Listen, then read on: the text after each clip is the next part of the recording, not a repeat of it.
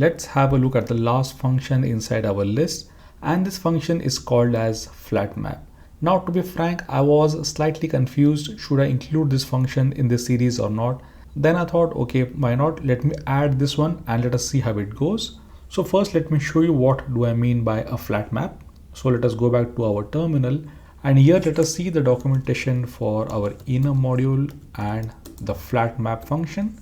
So what this function does is it accepts an enum and it also accepts one function.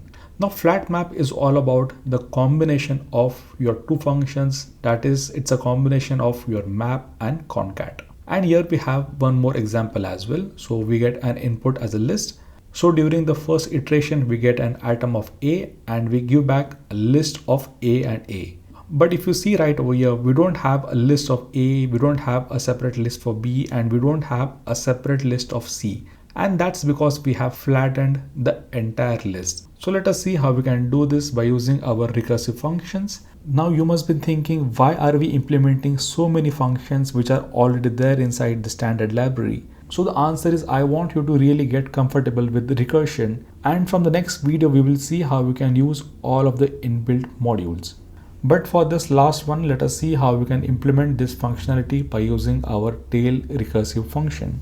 So let us go back to our code editor, and here let us create a function called as flat map. So we can say define my flat map.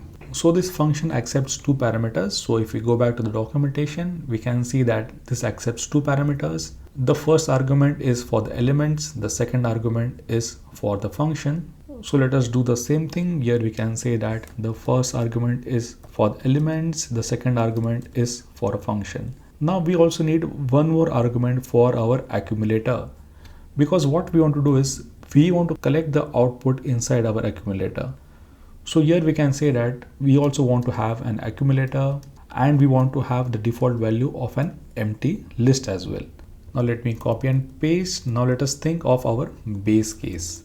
So the base case is very simple. In case the elements is a blank list, at that time we don't need this function. So either you can put an underscore over here, or you can simply replace the entire function with just an underscore. Both of them are valid syntax. And in this case, we simply want to return back the accumulator as it is.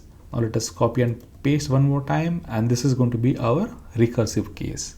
Now in this case, we need our function as well. And for the first argument, let us pattern match on our head and our tail. And for each iteration, we want to call ourselves back. So let us call the flat map back. Now, as you know, the first argument should be our tail, because for each iteration, we want to take out the head. So the first argument becomes the tail. The second argument is we want to pass the function as it is. We don't want to change the function. Now let us see what we can pass as our third argument. Now, if you go back to our documentation, it is clearly saying that this is a combination of our map and concat. So let's not use our brain and let's follow exactly what these guys are saying. So here what we want to do is we simply want to concat, and the first argument for our concat function is going to be our accumulator. And for the second function, we want to apply this anonymous function on the head. Now remember, since function is an anonymous function, we can invoke it by using the dot operator. So we can say function dot and let us pass head to this one. And that's it. We have implemented the flat map function. Now let me open up my terminal. Let us recompile the module of tutorials.list. Let me clear up the screen, and let's do one thing. Let us go over here and let me copy all of these things.